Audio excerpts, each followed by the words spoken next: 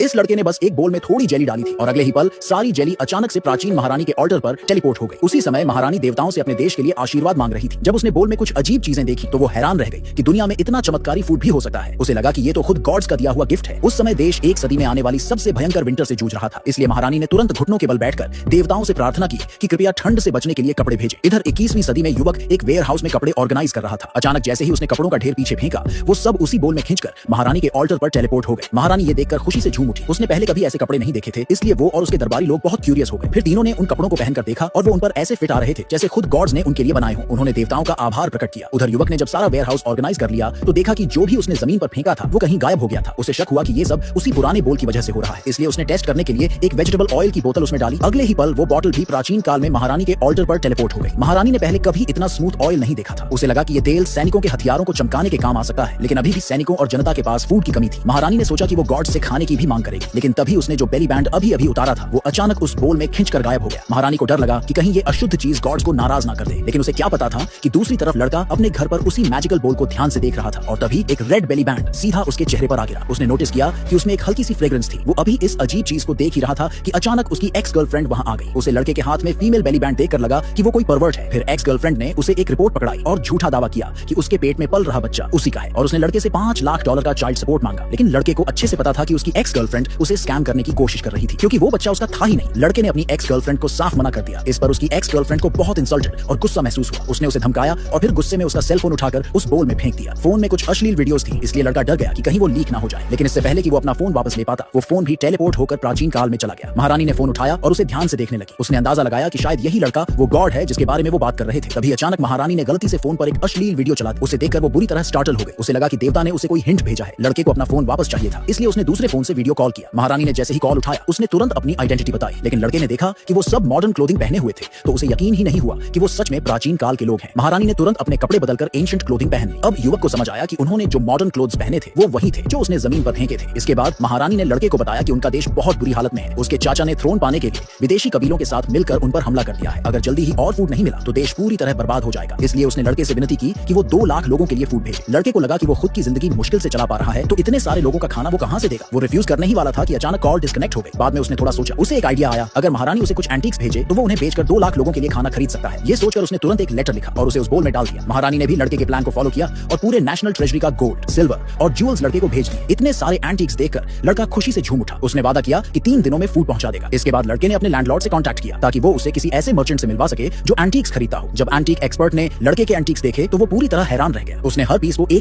करोड़ में खरीद लिया। लड़के ने तुरंत 2 लाख लोगों के लिए फूड का ऑर्डर दे दिया।